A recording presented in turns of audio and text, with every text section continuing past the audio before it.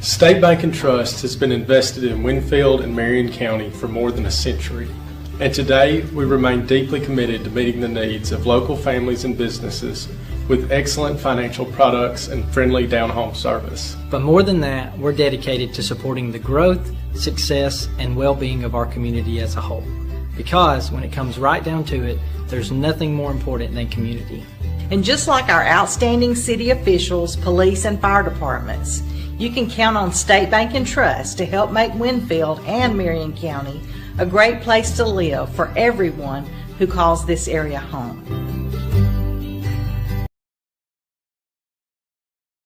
Hello everyone, this is Chuck from Span Hardware in Winfield, Alabama. Good to be with you today, and I just want to let you know we've got some new things this year for the spring season. As you can see, Stihl now has the lawnmower. We're going to have a full line of the Stihl zero-turn mowers. We have a full line of the Stihl weed trimmer and chainsaws. Just about anything you need to maintain your home this spring and summer. From lawn and garden equipment to paint to hardware, anything you need.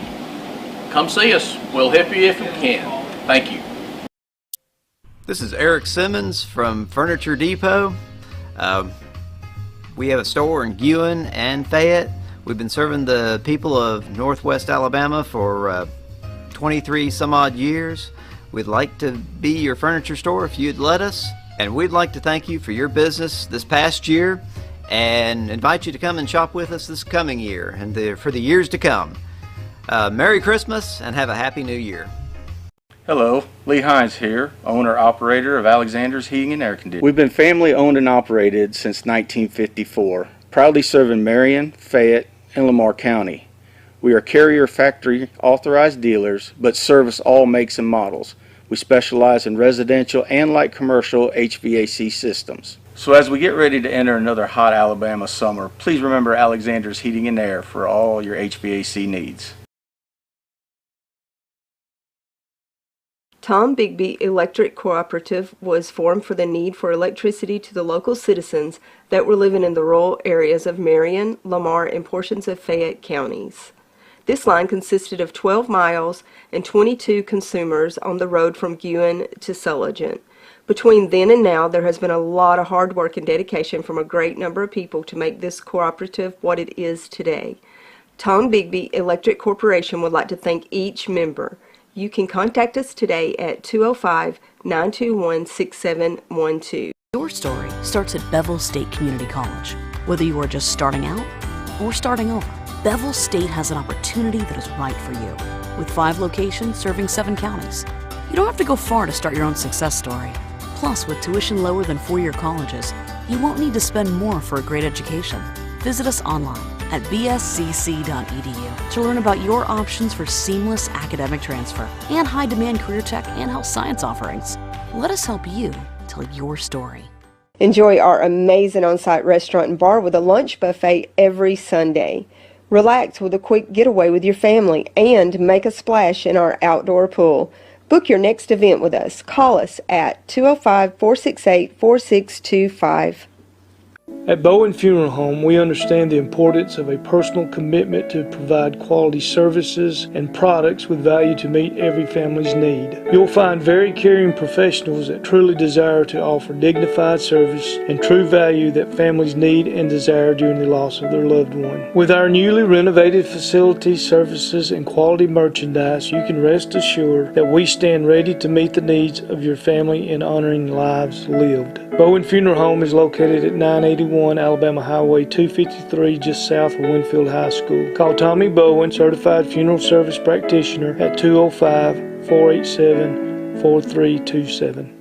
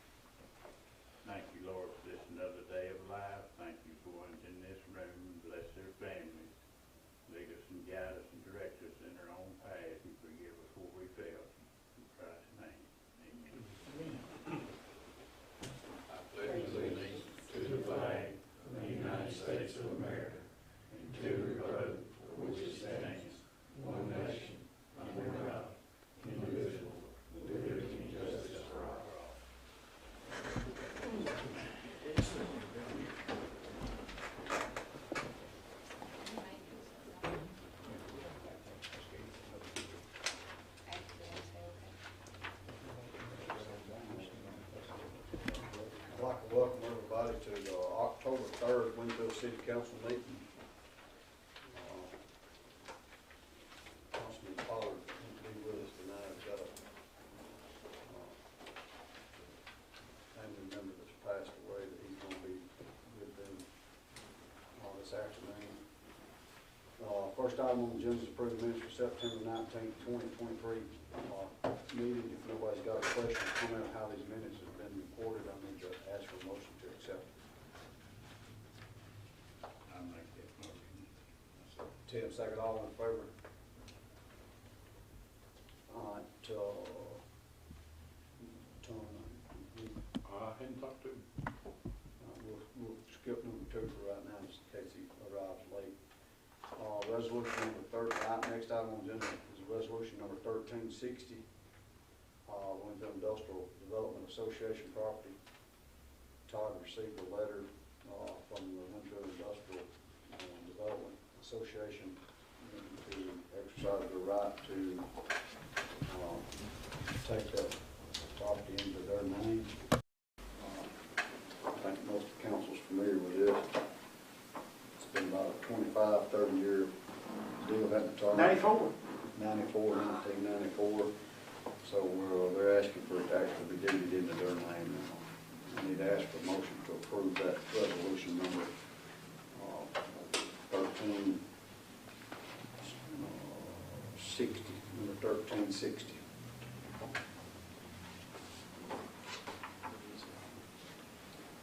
Where's that from? Yeah, it is that. It's the, I think it used to be the Buccaneer building, what? Yeah. Mobile home plant down there next to Cavalier. King Cutter, Cavalier, Buccaneer, whatever. Now, let me tell you, and I want to go ahead and say this, Winfield Industrial Development Association is not anything connected with the city of Winfield. That's the name of a private corporation. It's a corporation that was set up years ago by Barney Wilson and some folks doing Cavalier. And what happened, what this all started as is, and that memo that I sent tried to explain it, but it was a situation where they were building the building and going to put a mobile home plant in.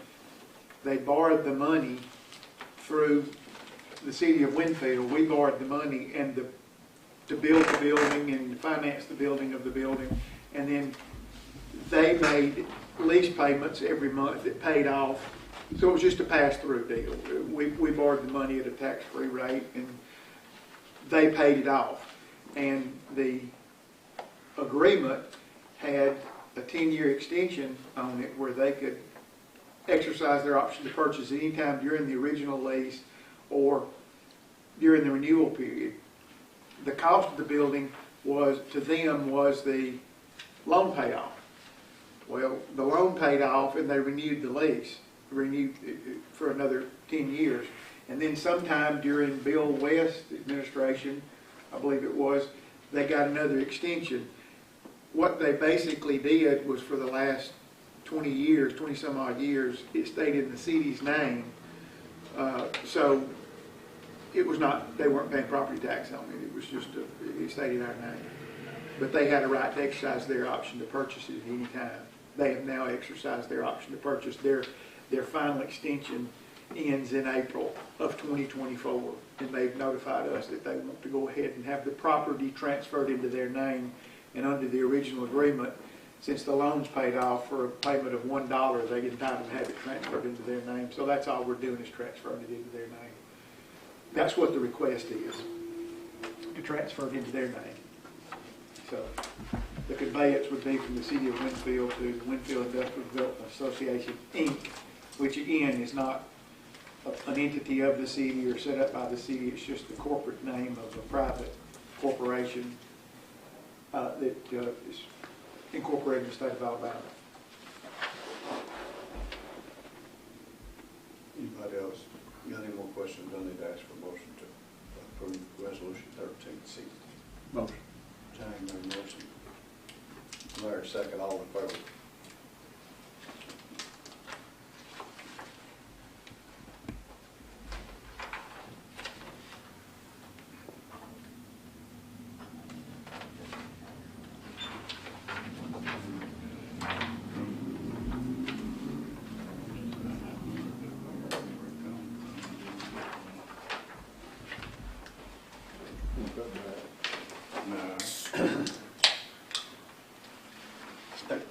next item on the agenda is Pastime Theater Board member reappointments for, they've got 3 members that's serving currently on that board, want to be reappointed.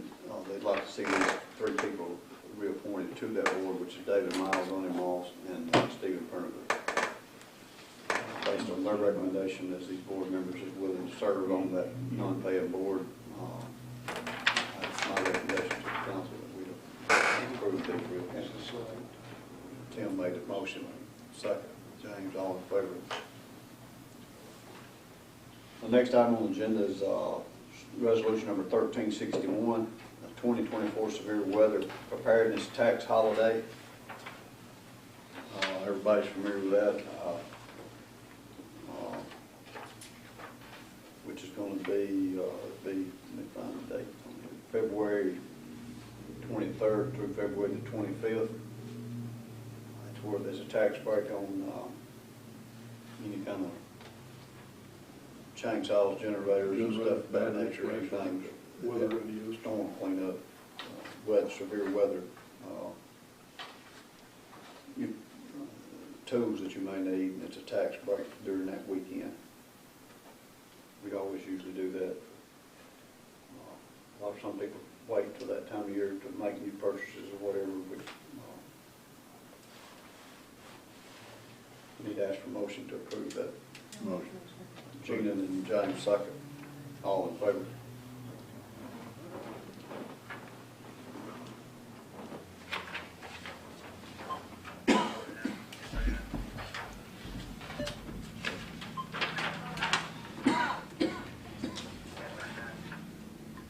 The next item on the agenda is resolution number 1362. I thought you said we had that resolution. We've got a...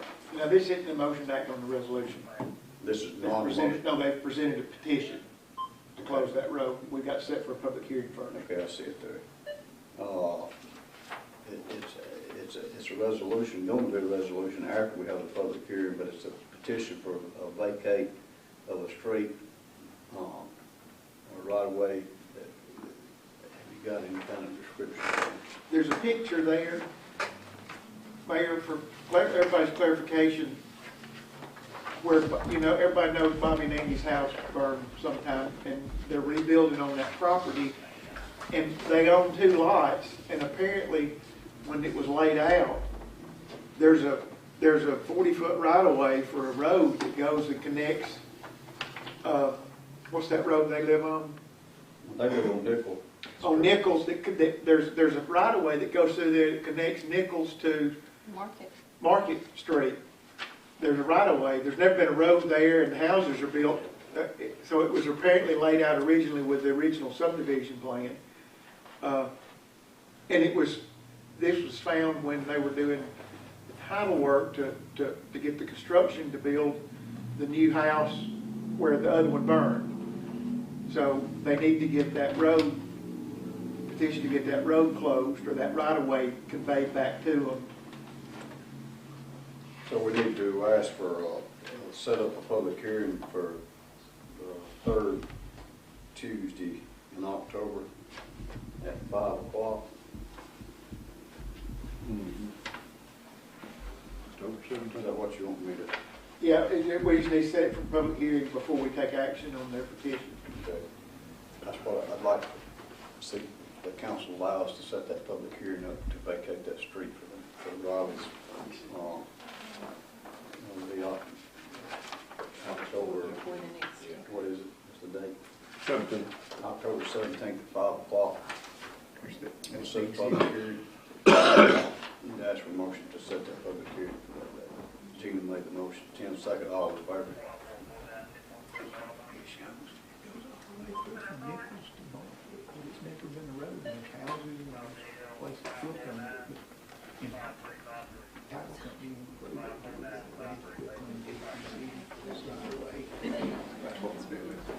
That's what they've asked us to do.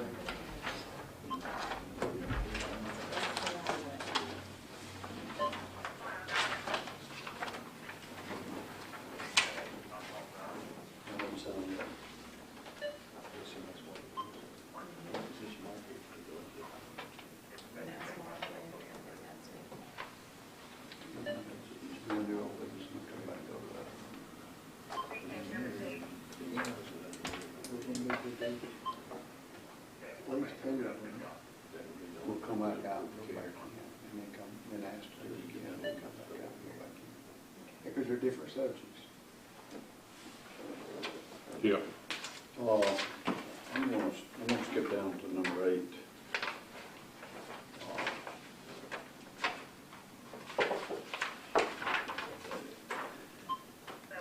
James, you know, Phil Carroll will start with Gina tonight. She might have on her list. The next item on Gina's gonna be old business. She might cover whatever y'all might have. Skip number 7. I'm gonna go back to it. One thing is the red lights. I've kind of heard two different stories as to what happened and when they're going to come back. And I just wondered. If you say that you heard a story, you gotta be able to tell where you heard it. Well, I heard that they were here Monday and they were coming back Tuesday. Well, then they didn't show up Tuesday. Well, then I was told it was going to be 2 more weeks. But where'd you hear that? I heard that from a city employee, but I'd rather not say who. They Shoals Electric showed up at 7 o'clock that day like they said they was going to. They were bright-eyed, bushy-tailed, ready to go. They got started. We had a little bit of concern because they had a stop sign going north and south, but no stop sign going east and west, and their intention was for traffic going east and west not to stop, but traffic going north and south to stop and watch for an opportunity to go when you're moving north or south to go. As they got started, they got them all down and got ready to go back with it. It looked like it was probably going to be done, primarily the main part would be done that first day, and then they were finished it the second day. They had intentions of finishing it 2 days. But one of the arms, the bracket that holds it was welded on it, reversed from what it was supposed to be. It was not put on correct. So the state was here, Westman was here, and they seen exactly what problem they run into. Went back to the engineers. The engineer drawing was correct. The manufacturing company that did it just did it backwards. They did it wrong. So they've been back in touch with them, trying to expedite that issue, and it could be 8 more weeks. That's where we're at, but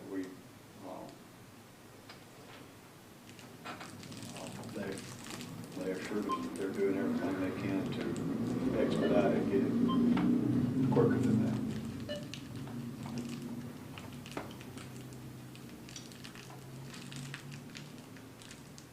Pretty much it in a nutshell.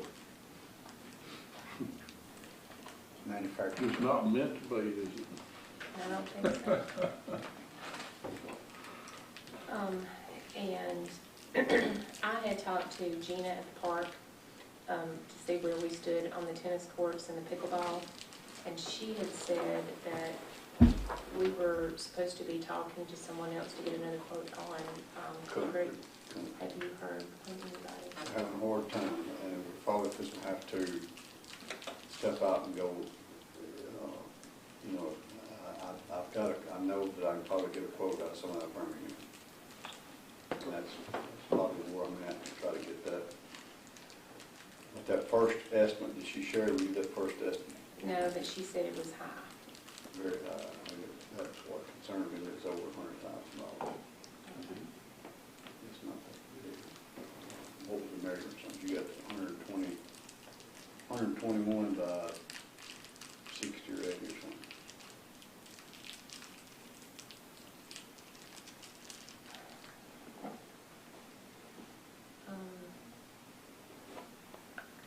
Okay. Where was this person from? They were not local, were they?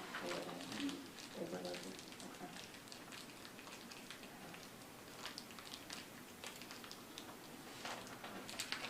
And then I had talked to Gina at the library because she was having an issue, and she said that she had thought somebody was going to come up there to look at it. Got squirrels getting in the attic. And she sent me a picture of it where it's like, and she sent me a video, like, you can hear it, and it's like trying to come in one of the tiles that's kind of broken. I've reached out to a couple of different people. been given a week to 10 days before either one of them could get up there. It's in that neighborhood, 10 days, week to 10 days. And I know we had talked about the employee insurance, but we never voted on that and took action on that to make it. For the increase. That was, we were discussing that within the budget as well.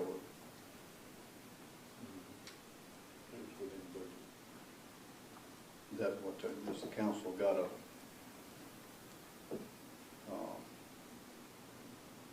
And he did give us the new sheet here, and it does include it, but we haven't officially.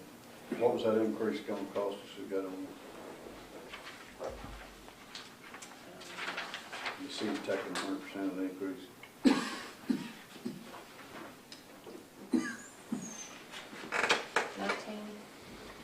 $19,590. Yeah, that's about $20,000.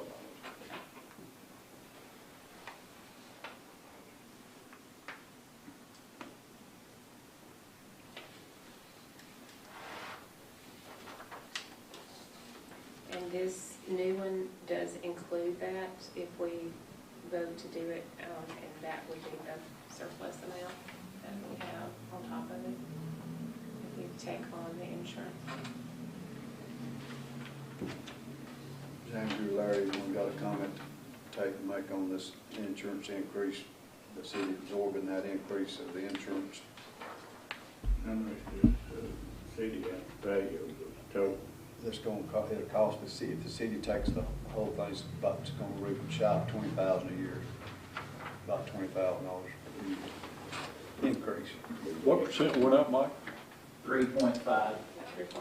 We have that in the budget. Well, we haven't approved the budget yet. This, yeah. If we approve it, then this is the surplus amount. If we don't, then we'll have to change that. Yeah, I'd like for you to, I'd like for you to approve that increase prior to approving the budget. Because if they've got it in his budget, you don't. He's got it in his budget.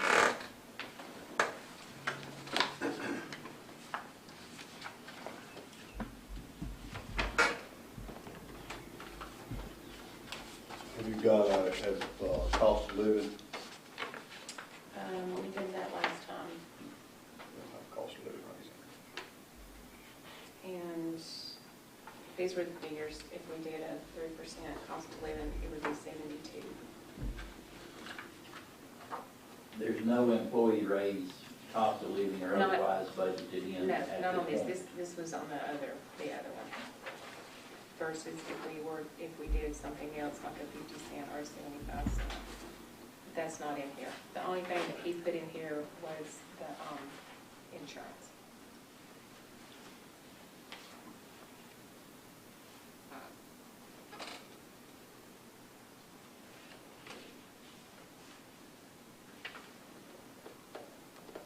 That's my recommendation to the council, that we take the full expense of that insurance cost. I'll make a motion. I'll second. You give me a motion for pass in a second. To take the 3.5% insurance increase, yes. I got a motion second from Tim and Gina, all in favor. All right. Go ahead, Gina. And I had this brought up to me again. I know we've talked about this before, about striping the parking lot. And we had talked about maybe doing it when we were doing the paving, and I didn't know if you had. I'd like to see us do it when we did that, and if we do this, which it's, we've had some talk about this shared expense with the chamber to do all this area between the banks back down to R.W. Harris, all that's included in that. Has it been two administrations?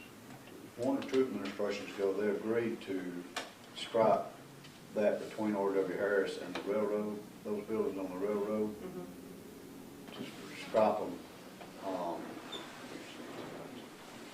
coming in this way, it'll be striped at an angle this way, and if you go between the banks, it'll be striped at an angle this way instead of it being straight. They'll be striped at angles, so there's traffic that comes in this way will have to go out this way, and the traffic that comes in this way will have to come out this way, to kind of make that a little bit safer for us, people coming in and pulling out instead of the way it is now, back and straight back.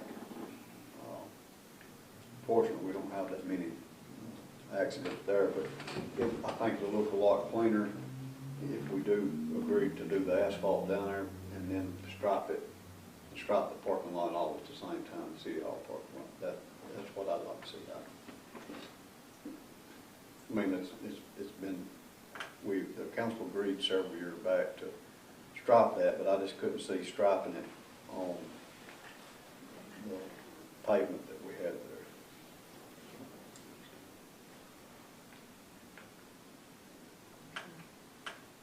And also, on that note, there's the sidewalk that goes down from this corner. Well, actually, it starts right here at the corner of in front of Jan,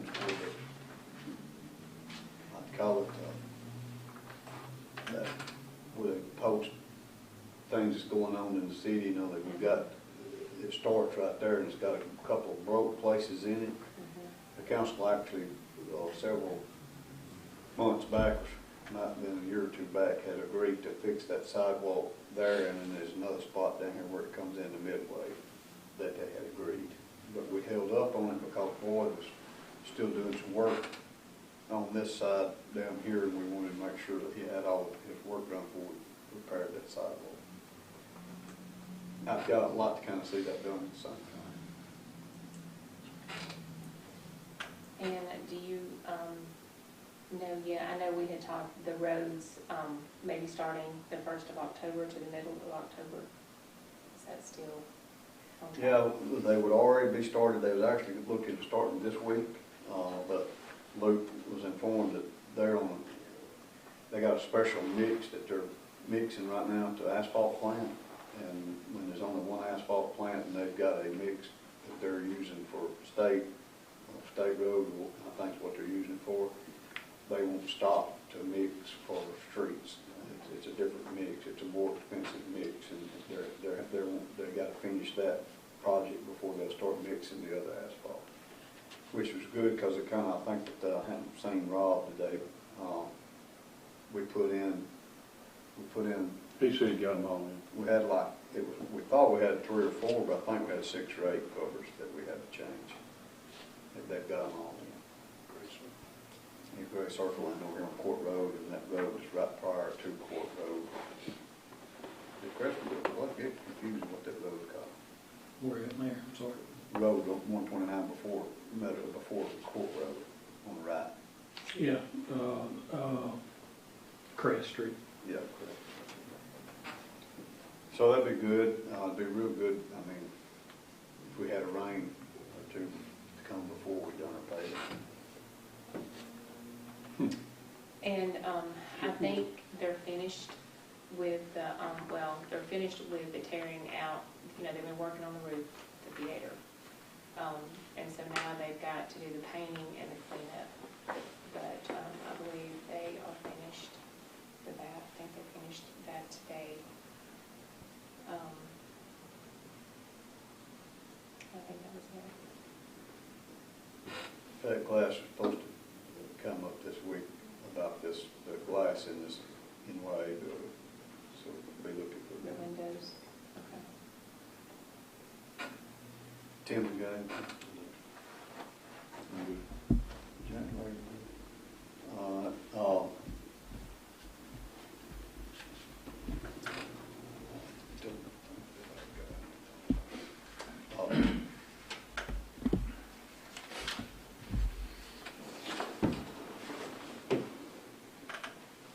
Let me look on my notes.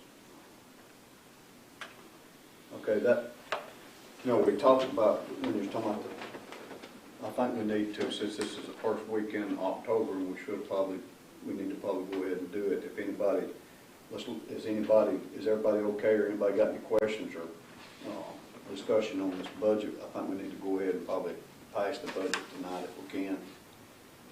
I'm okay with the budget. Anytime it's balanced and got a surplus, it's always good for me. So if nobody's got any more questions about it, I'd like to ask for a motion to approve the budget that Mike says. Got a motion of James, second. Well, I did, and I know we briefly discussed this, but it hasn't been a complete turn down yet or voted down, is to either possibly do a cost of living raise or something else for the employees.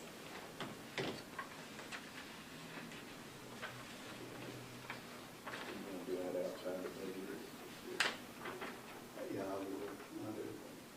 Well, I mean, I didn't know we had to do that before we approved the budget. I mean, with the surplus. We can revisit it.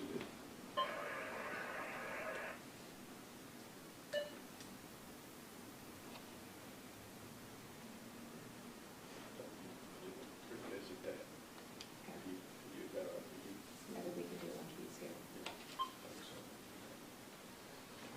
I'm gonna go ahead and second. Second, on the approving the budget. I got a motion by, all in favor?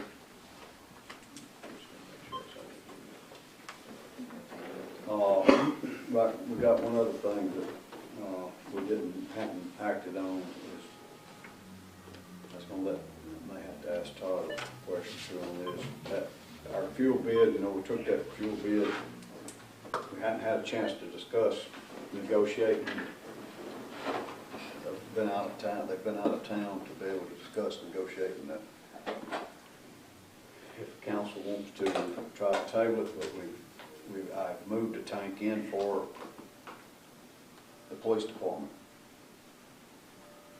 But Mike has called for bids and they won't deliver less than 1,000 gallons. So we're up against 500 gallons, we'll try 500 gallons purchase to see how that went about, and we've been on hold on that because of you didn't find anybody that. Aziz Oil only has a large tanker in our area, so regardless 1,000 or 500, they would be out. Mid-States would do 1,000-gallon tank at the smallest, but and you'll know more from being in the industry, but it's a pressure situation with a smaller tank and a size truck that they're working out of. They would need a larger tank to handle that pressure, is my understanding.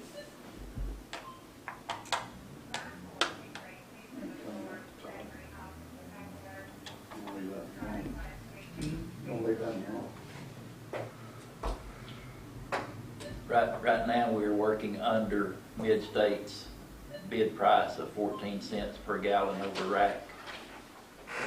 That's where we're standing right now as of October 1.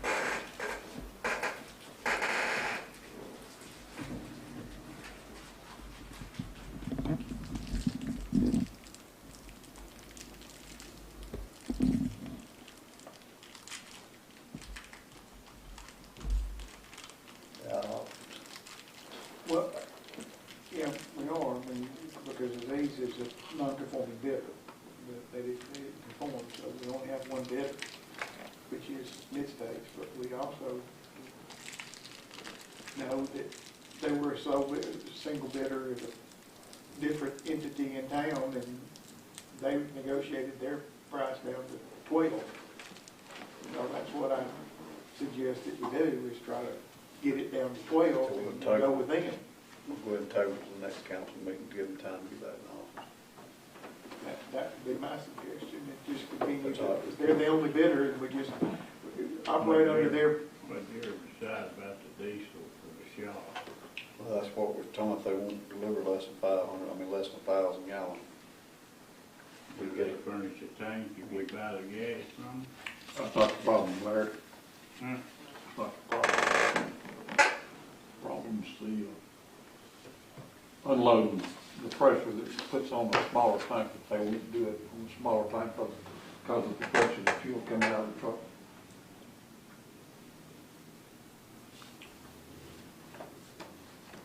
I'm just asking if they would sell the tank to us, or if we gotta buy it, is what I was asking. I expect we have to buy it. If you do that, we're back to 14 cents. Y'all know where we're at. Maybe close to 20. Back in the day, we had plenty of oil distributors. It was down to none, hardly none. We'll table it the next council. Nobody else got any other old business?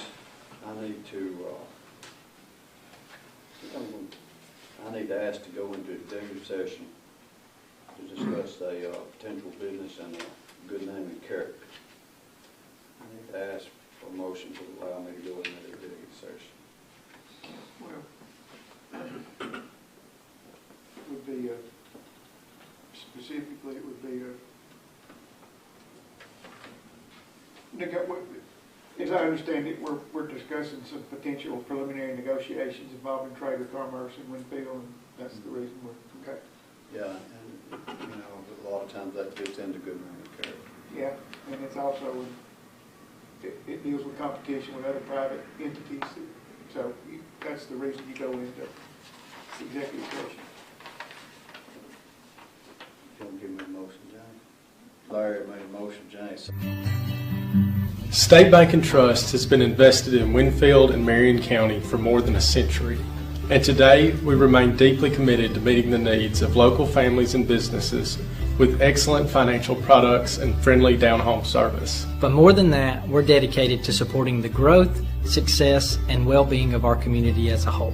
Because when it comes right down to it, there's nothing more important than community. And just like our outstanding city officials, police, and fire departments, you can count on State Bank and Trust to help make Winfield and Marion County a great place to live for everyone who calls this area home.